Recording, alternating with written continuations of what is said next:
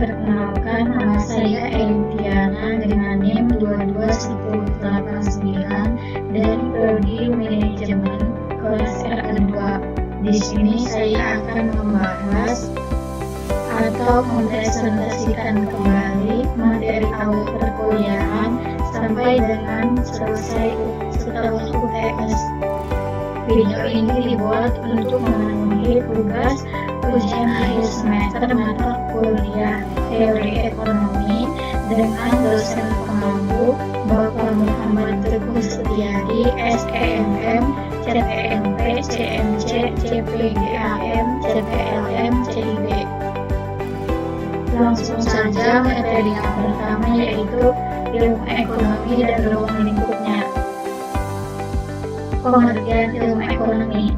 Jadi secara umum dapat dikatakan bahwa ekonomi adalah sebuah bidang kajian tentang pengurusan sumber daya material individu, masyarakat, negara untuk meningkatkan sumber daya yang ada bisa melalui pilihan-pilihan produksi, konsumsi, dan distribusi.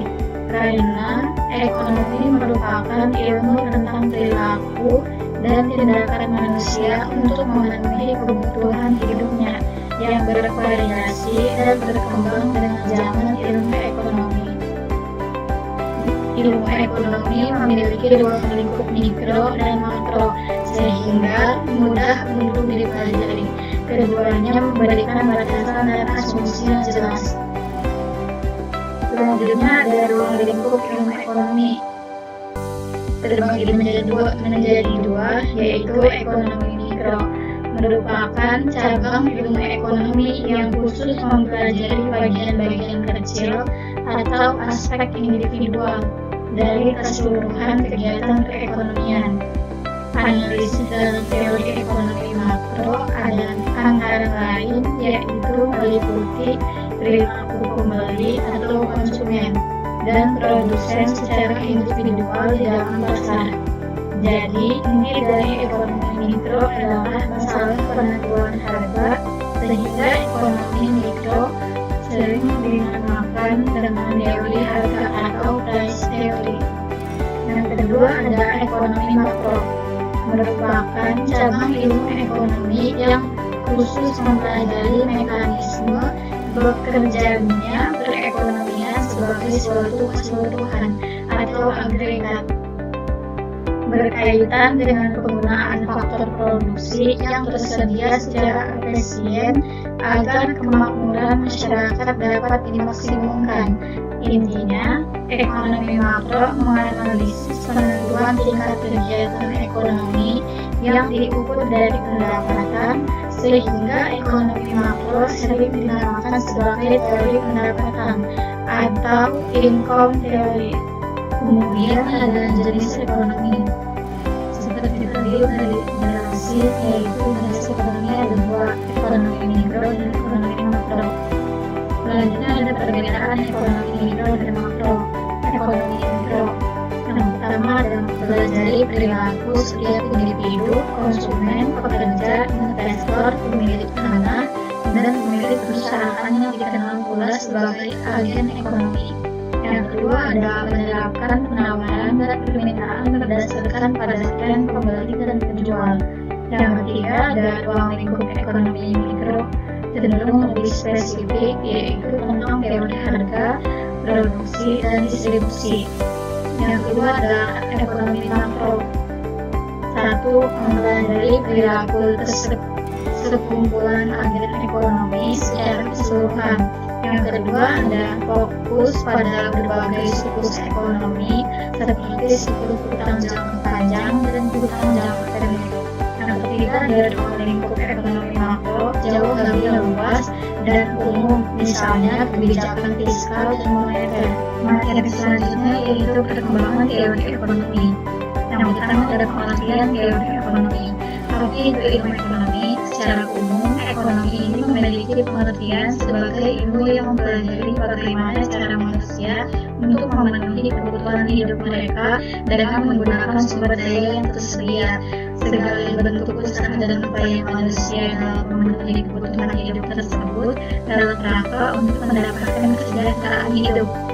Selanjutnya ada perkembangan teori ekonomi. Yang pertama ada ilmu ekonomi publik, yang kedua ada ilmu ekonomi moneter, dan yang ketiga ada ilmu ekonomi industri. Selanjutnya ada tujuan ilmu ekonomi. Ilmu ekonomi bertujuan untuk mencari pemahaman mengenai hubungan dari berbagai peristiwa ekonomi yang terjadi. Hubungan yang dimaksud dapat bersifat kausal maupun fungsional. Fungsi yang mempengaruhi teori ekonomi yaitu yang pertama adalah sumber daya manusia, yang kedua ada sumber daya alam, yang ketiga ada kemajuan iptek. Selanjutnya ada materi tentang elastisitas permintaan dan penawaran. Pengertian elastisitas. Elastisitas adalah perbandingan perubahan proporsional dari sebuah variabel dengan variabel lainnya. Dengan kata lain, elastisitas mengukur seberapa besar kepekaan atau reaksi konsumen terhadap perubahan harga pada suatu barang atau jasa. Selanjutnya ada elastisitas permintaan. Hukum permintaan, di mana jika suatu harga barang menjadi naik, maka kuantitas suatu barang akan menjadi turun, dan apabila suatu barang turun, maka kuantitas barang tersebut akan naik. Elastisitas permintaan adalah suatu pengukuran kuantitatif yang menunjukkan sampai di mana besarnya pengaruh perubahan harga terhadap perubahan permintaan. Ketika harga sebuah barang naik, jumlah permintaan terhadap barang tersebut biasanya menurun. Sedangkan semakin rendahnya harga, maka semakin banyak benda itu dibeli. Selanjutnya ada faktor yang mempengaruhi elastisitas permintaan. Yang pertama, banyaknya barang pengganti yang tersedia. Yang kedua, presentase pendapat yang dibelanjakan. Yang ketiga, jangka waktu analisis. Yang keempat, produk mewah versus kebutuhan. Dan yang kelima adalah perubahan harga dan barang yang diminta. Koefisien elastisitas permintaan. ED sama dengan P1 dikali delta Q. Keterangannya Q1 dikali delta P. Keterangan P sama dengan harga pada saat harga permintaan, Q yaitu jumlah delta QD sama dengan QD baru dikurang QD lama. QD sama dengan jumlah permintaan, delta PD sama dengan PD baru kurangi PD lama. Selanjutnya, elastisitas penawaran. Elastisitas penawaran atau elasticity of supply adalah istilah dalam dunia ekonomi untuk mendefinisikan pengaruh besar atau kecilnya kepekaan perubahan jumlah barang yang ditawarkan terkait adanya perubahan harga dari barang tersebut. Maksudnya, elastisitas penawaran ini dapat dilihat dari koefisien elastisitas penawaran, yakni angka atau persentase perbandingan antara perubahan harga barang dengan perubahan jumlah atau yang ditawarkan. Selanjutnya ada jenis elastisitas penawaran. Yang pertama, elastisitas sempurna. Yang kedua, penawaran inelastik. Yang ketiga, penawaran elastis. Dan yang keempat adalah penawaran elastis utiliter intensitas penawaran sempurna. Di sini ada koefisien elastisitas penawaran. Koefisien penawaran rumusnya yaitu ES sama dengan delta QS dikali P, delta P dikali QS. Keterangannya yaitu delta QS sama dengan perubahan kuantitas barang yang ditawarkan delta P sama dengan perubahan harga, QS sama dengan kuantitas awal barang yang ditawarkan, dan P adalah harga awal. Selanjutnya ada faktor yang mempengaruhi elastisitas penawaran. Yang pertama ada waktu, kedua jumlah persediaan, yang ketiga mobilitas faktor produksi, yang ketiga daya tahan penyimpanan, yang kelima ketersediaan barang, yang keenam inovasi teknologi. Materi selanjutnya yaitu teori biaya dan penerimaan. Pengertian dari biaya produksi. Biaya dalam ilmu ekonomi dapat diartikan sebagai pengorbanan untuk menghasilkan suatu, baik yang berwujud uang maupun bukan. Analisis biaya berhubungan antara biaya dengan kegiatan produksi. Biaya produksi adalah semua pengeluaran yang dilakukan oleh perusahaan untuk memperoleh faktor-faktor produksi dan bahan-bahan mentah yang akan digunakan untuk menciptakan barang-barang yang akan diproduksi. Selanjutnya ada jenis biaya produksi yang dikeluarkan perusahaan. Yang pertama ada biaya eksplisit. Biaya yang dikeluarkan perusahaan berupa pembayaran dengan uang untuk memperoleh faktor-faktor produksi yang dibutuhkan. Yang kedua ada biaya tersembunyi, yaitu taksiran biaya yang dikeluarkan perusahaan terhadap faktor-faktor produksi yang dimiliki perusahaan itu sendiri. Pengeluaran yang tergolong biaya tersembunyi seperti pembayaran untuk keahlian ke usahawan produsen tersebut, modalnya sendiri yang dipergunakan untuk kegiatan perusahaan, bangunan atau pabrik yang dimilikinya. Di sini ada jenis biaya produksi. Yang pertama ada biaya tetap, yaitu biaya yang besarnya tidak dipengaruhi oleh berapa banyak output atau produk yang dihasilkan. Misalnya, biaya bunga yang harus dibayar perusahaan. Yang kedua ada biaya variabel, biaya yang besarnya ditentukan langsung oleh berapa banyak output yang dihasilkan. Misalnya, untuk memproduksi 1 buah kemeja diperlukan biaya 20.000, berarti untuk memproduksi 2 buah kemeja biayanya sebesar 40.000, begitu seterusnya. Yang ketiga ada biaya total, penjumlahan antara biaya tetap atau fixed cost dan biaya variabel. Pengertian penerimaan atau revenue adalah penerimaan produsen dari hasil penjualan produksinya. Ada beberapa konsep penerimaan yang penting dalam melakukan analisis perilaku produsen, yaitu yang pertama ada penerimaan lokal atau total revenue, yang kedua ada penerimaan rata-rata atau average revenue, yang ketiga ada penerimaan marginal atau marginal revenue. Materi selanjutnya yaitu teori produksi dan kegiatan perusahaan. Di sini ada pengertian teori produksi.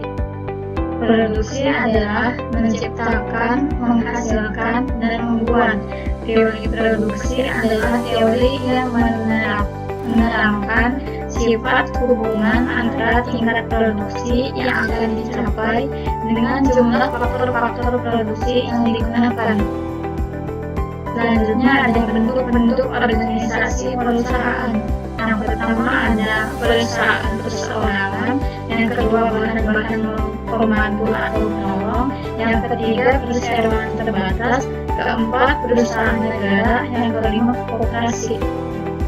Di sini ada tujuan perusahaan. Tujuan utamanya yaitu memaksimumkan keuntungan, tujuan lainnya yaitu memenuhi kebutuhan masyarakat umum, meningkatkan value penjualan, dan ketiga dan menjaga stabilitas politik. Di sini ada terminologi penting dalam teori produksi.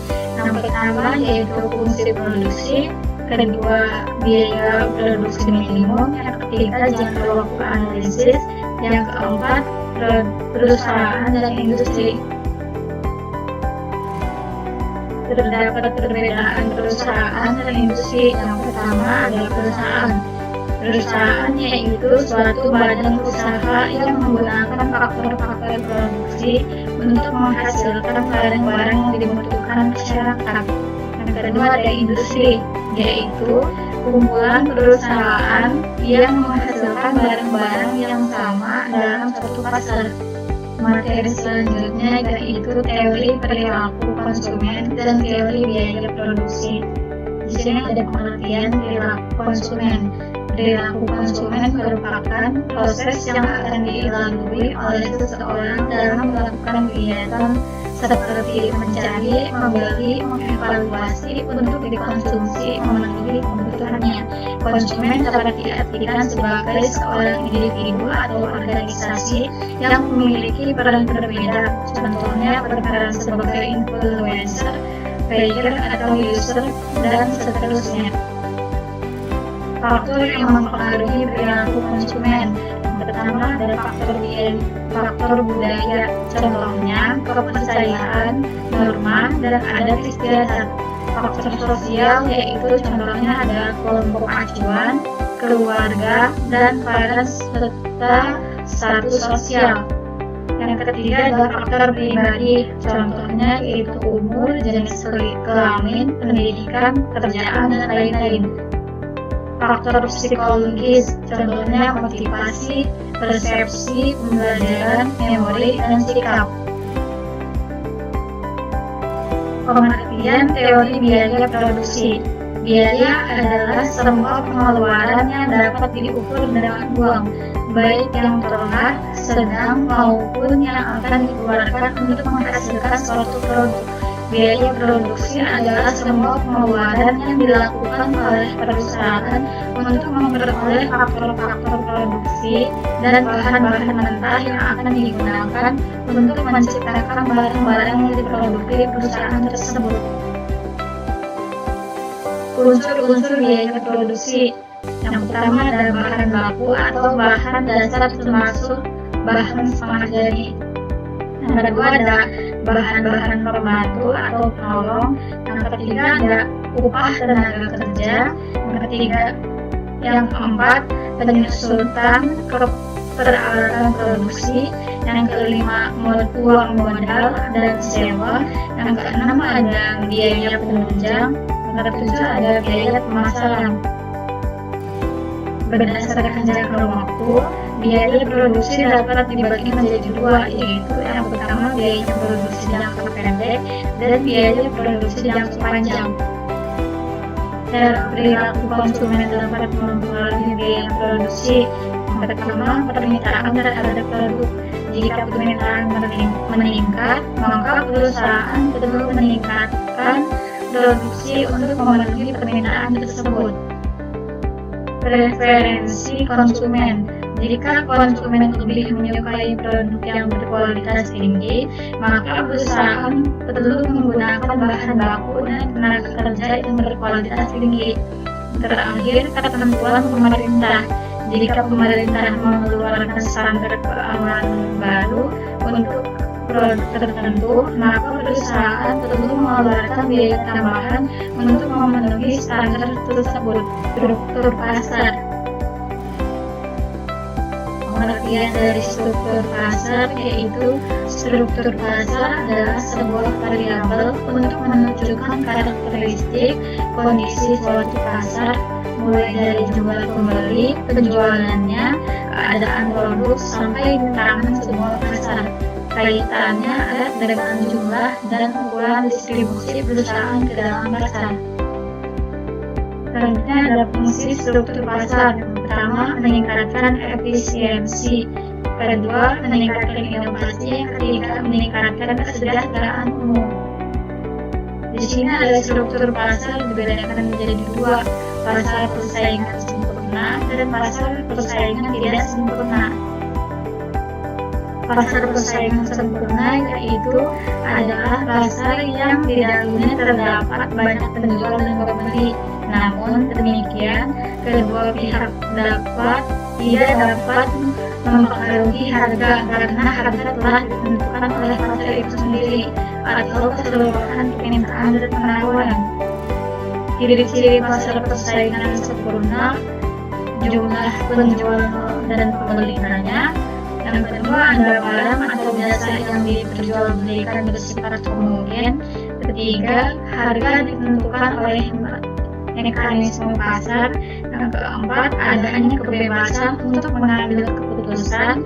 Yang kelima, faktor produksi bebas bergerak. Dan yang keenam, pembeli dan penjual mengetahui keadaan pasar. Selanjutnya di sini ada persaingan tidak sempurna. Pasar persaingan tidak sempurna yaitu pasar yang mana jumlah penjual dan pedagang lebih sedikit dibandingkan pembelinya. Meskipun jumlahnya sedikit, penjual berhak atas penjualan produksi yang akan mereka jual dengan jumlah yang terbatas. Bentuk-bentuk organisasi perusahaan: yang pertama, pasar monopoli. Yang kedua, pasar oligopoli. Yang ketiga, pasar monopolistik. Yang keempat, pasar monopsoni. Dan yang kelima, pasar oligopsoni. Materi selanjutnya yaitu pendapatan nasional. Di sini ada pengertian pendapatan nasional. Pendapatan nasional adalah ukuran agregat dari seluruh nilai tambahan bruto yang dihasilkan oleh faktor-faktor produksi seperti tenaga kerja, modal, dan sumber daya alam dalam suatu wilayah atau negara dalam satu periode waktu tertentu, umumnya dalam 1 tahun. Pendapatan nasional mencerminkan kemampuan suatu negara dalam menciptakan nilai tambah melalui proses produksi, serta sejauh mana nilai tambah tersebut didistribusikan di antara berbagai faktor produksi.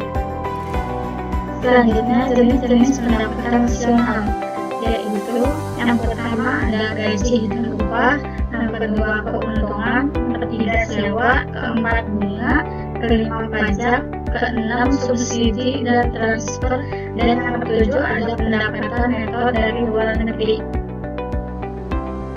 Karakteristik pendapatan nasional: yang pertama agregatif, artinya mencakup seluruh nilai tambah bruto yang dihasilkan oleh sektor ekonomi suatu negara. Yang kedua periodik, pengukuran pendapatan nasional dilakukan dalam periode waktu tertentu, umumnya dalam 1 tahun. Yang ketiga, sumber pendapatan yang beragam. Pendapatan nasional berasal dari berbagai sumber, termasuk gaji dan upah, keuntungan perusahaan, sewa, bunga, pajak, subsidi, dan transfer. Yang terakhir, ada pendapatan nasional dapat diukur melalui 3 pendekatan utama. Yang pertama, produksi, pendapatan, dan pengeluaran. Contoh dari pendapatan nasional. Contoh-contoh pendapatan nasional ini mencerminkan keragaman sumber daya ekonomi dan kontribusi berbagai sektor terhadap pembentukan pendapatan nasional suatu negara. Menghitung pendapatan nasional dapat dilakukan dengan 3 metode pendekatan, yaitu yang pertama metode produksi, yang kedua metode pengeluaran, dan yang ketiga metode pendapatan. Di sini materi yang selanjutnya yaitu persaingan monopolistik. Persaingan monopolistik pada dasarnya merupakan sebuah pasar yang ada di antara 2 jenis pasar yang cukup ekstrim, yaitu pasar persaingan sempurna dan pasar monopoli. Oleh sebab itu, pasar jenis ini masing mengandung unsur-unsur atau sifat yang berasal dari pasar persaingan monopoli dan juga pasar persaingan sempurna.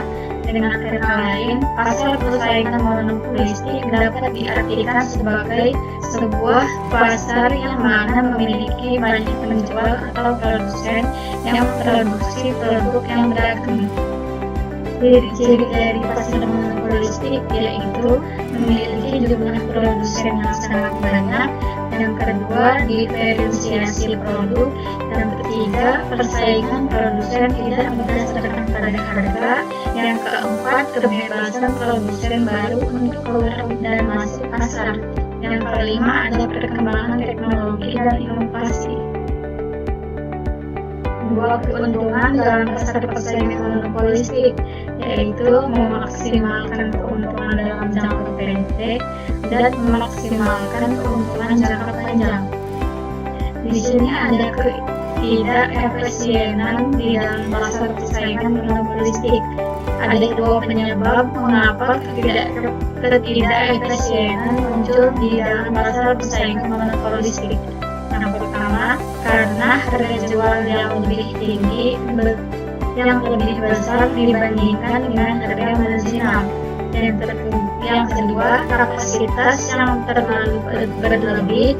Jika perusahaan mengalami kerugian minimum, maka mereka akan keluar dari pasar tersebut, sehingga jumlah produsen atau penjual yang ada di dalam pasar akan semakin berkurang dan jumlah permintaan yang didapatkan oleh produsen yang masih ada akan semakin meningkat.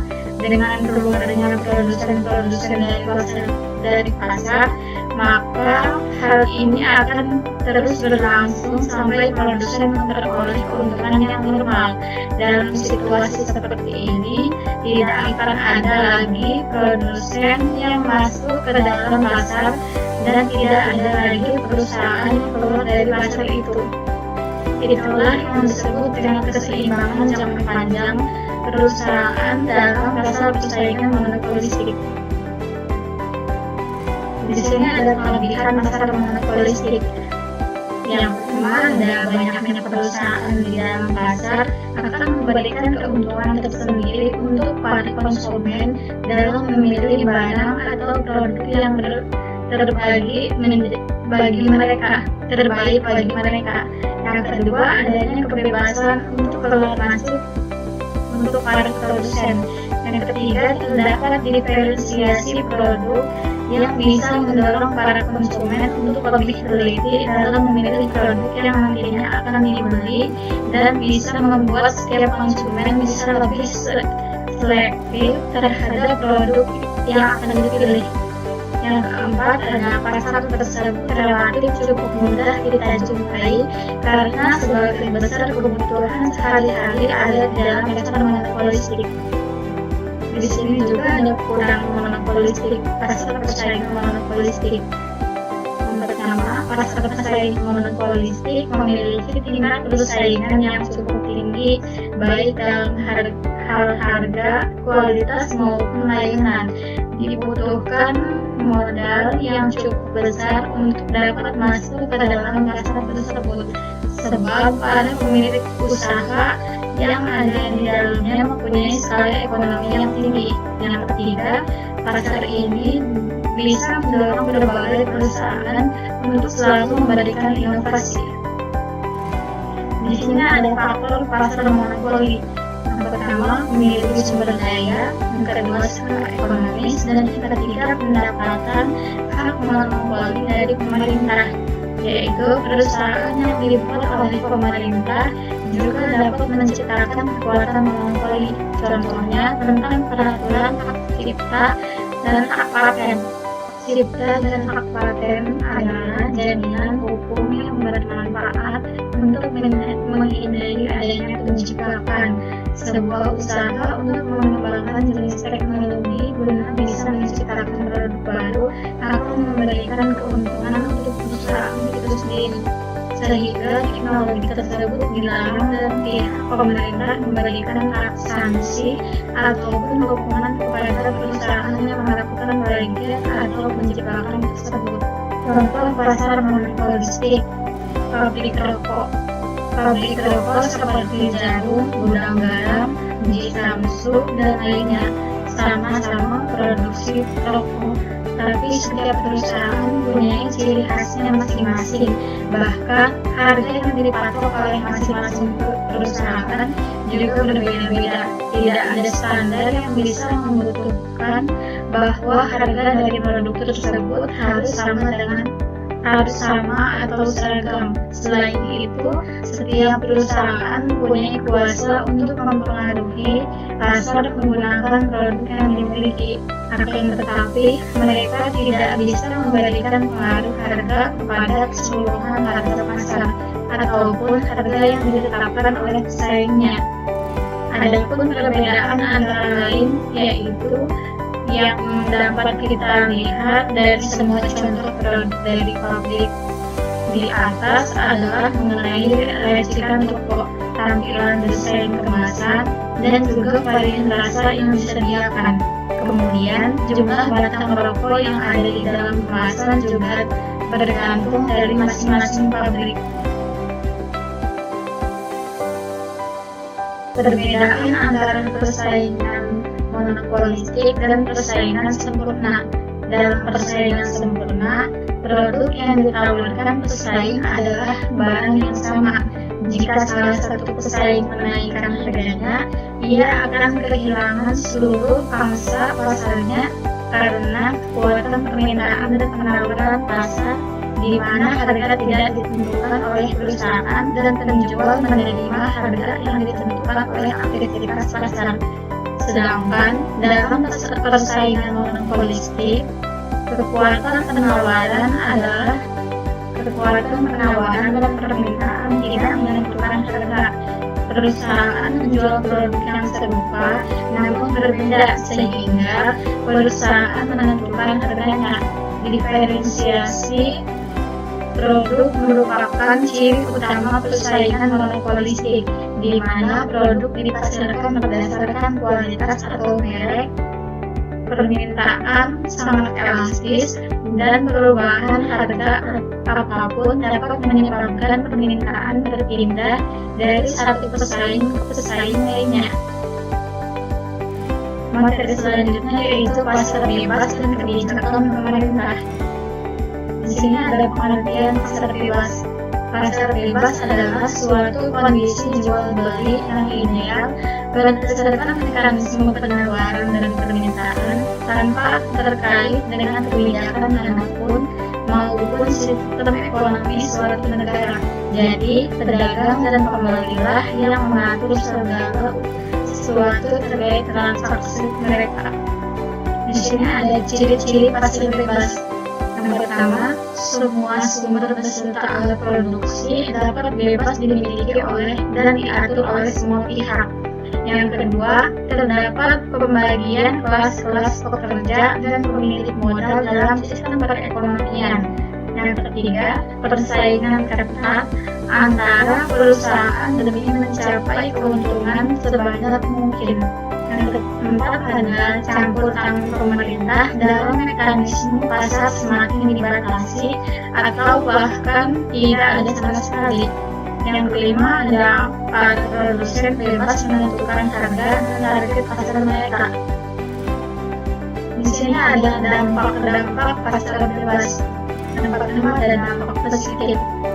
Kegiatan ekonomi dalam pasar diatur dan diselaraskan dengan efisien. Pertumbuhan ekonomi yang teguh akan dapat diwujudkan. Yang ketiga, pelaku kegiatan ekonomi diberi kebebasan untuk melakukan kegiatan ekonomi yang disukainya. Dengan adanya perdagangan bebas yang dilakukan oleh suatu negara, selain itu terjalin suatu hubungan internasional yang semakin terbuka antar negara. Selanjutnya yaitu ada dampak negatif. Apabila dalam sistem pasar bebas pemerintahan secara sempurna atau lepas tangan, maka kebebasan yang tidak terbatas akan hadir. Yang kedua, kegiatan ekonomi yang tidak stabil dan tidak terjadi kepastian. Yang ketiga, sistem mekanisme pasar bebas akan memunculkan kekuatan monopoli yang dapat menimbulkan kerugian bagi semua pihak kecuali pihak yang melakukan monopoli. Yang keempat, dapat menyediakan beberapa jenis barang secara bersamaan. Mekanisme pasar bebas tidak dapat melakukan secara efisien. Contoh pasar bebas ketika diberlakukan aturan mengenai pengurangan dan penghapusan tarif keluar masuk anggaran negara atas beberapa jenis barang. Biasanya perumusan kesepakatan ini berdasarkan suatu perjanjian bilateral, regional, dan multilateral. Misalnya, pembentukan ASEAN Free Trade Area yang merupakan zona perdagangan bebas guna meningkatkan daya saing ekonomi negara-negara anggota ASEAN. Materi selanjutnya yaitu kebijakan fiskal dan moneter. Di sini ada pengertian dari kebijakan fiskal. Kebijakan fiskal mencakup keputusan pemerintah tentang pengeluaran dan penerimaan dalam rangka mengatur terhadap perekonomian. Jenis kebijakan fiskal yaitu meliputi keputusan terkait pajak, belanja pemerintah, dan pinjaman untuk mengelola pengeluaran dan penerimaan negara. Selanjutnya ada tujuan kebijakan fiskal, yaitu memaksimalkan pertumbuhan ekonomi, mengendalikan inflasi, meningkatkan ketenagakerjaan, dan menjaga kestabilan keuangan negara. Selanjutnya, pengaruh kebijakan fiskal. Kebijakan fiskal yang tepat dapat mempengaruhi tingkat pertumbuhan, inflasi, tingkat pengangguran, dan investasi suatu negara. Kebijakan moneter. Kebijakan moneter adalah alat pengendalian ekonomi yang dilakukan oleh bank sentral dengan menggunakan instrumen keuangan. Pengaruh kebijakan moneter yaitu kebijakan moneter yang dapat mempengaruhi tingkat inflasi, suku bunga, dan pertumbuhan ekonomi di suatu negara. Pengaruh kebijakan moneter yaitu mempertahankan stabilitas harga, meminimalkan pengangguran, dan mengatur pasokan uang agar sesuai dengan kebutuhan perekonomian. Di sini ada perbandingan kebijakan fiskal dan kebijakan moneter. Kebijakan fiskal keputusan pemerintah menggunakan alat kebijakan fiskal untuk mengatur penerimaan dan pengeluaran negara. Kebijakan moneter, peran bank sentral menggunakan alat kebijakan moneter untuk mengendalikan pasokan uang dan suku bunga. Kebijakan fiskal, dampak pada anggaran pemerintah. Kebijakan fiskal dapat mempengaruhi defisit atau surplus anggaran pemerintah. Kebijakan moneter yaitu stabilitas harga. Kebijakan moneter bertujuan untuk menjaga stabilnya tingkat harga di pasar. Di sini ada strategi kebijakan fiskal dan moneter. Yang pertama, dapat menciptakan stabilitas ekonomi yang baik. Yang kedua, dapat meningkatkan investasi dan menggerakkan perekonomian. Yang ketiga, mengurangi dampak krisis dan fluktuasi ekonomi global. Yang keempat, meningkatkan kesejahteraan masyarakat secara keseluruhan. Perekonomian terbuka. Terdapat pengertian perekonomian terbuka. Jadi, perekonomian terbuka adalah perekonomian yang melibatkan diri dalam perdagangan internasional atau ekspor dan impor barang dan jasa serta modal dengan negara-negara lain. Sistem ini memberikan kesepakatan bagi masyarakatnya untuk berinteraksi dalam bidang ekonomi dengan negara lain, baik itu perseorangan, swasta, atau pemerintah. Di sini ada keuntungan dari sistem ekonomi terbuka. Yang pertama, memperluas pasar produk barang dan jasa perusahaan dalam negeri. Yang kedua, mengurangi tingkat pengangguran. pengangguran masyarakat suatu negara karena semakin terbukanya lowongan pekerjaan bagi masyarakat atas perluasan usaha dalam negeri maupun kesepakatan memperoleh pekerjaan dari luar negeri. Yang ketiga, ada warga dari negara tertentu memiliki banyak pilihan atas barang dan jasa untuk aktivitas konsumsinya. Yang keempat, ada kegiatan impor. Kegiatan impor barang atau jasa dari banyak negara memungkinkan keuntungan tersebut. Di sini juga ada kelemahan perekonomian terbuka. Yang pertama, terjadinya tingkat persaingan yang tinggi di dalam perdagangan. Yang kedua, mengeluarkan barang-barang yang dapat bersaing di luar negeri yang sama baik mutu dan harga yang sesuai yang diperdagangkan di dalam negeri. Yang ketiga, citra rasa produk yang dihasilkan masyarakat sangat penting perannya untuk ekspor suatu negara. Terakhir, ada faktor-faktor yang bisa menyebabkan perdagangan internasional. Yang pertama, perbedaan dalam faktor produksi. Yang kedua, motif keuntungan yang diperoleh dalam perbedaan dalam peningkatan kelangkaan. Yang ketiga, ada perbedaan komparatif dari harga barang. Dan keempat, ada perbedaan dalam kemampuan untuk produksi.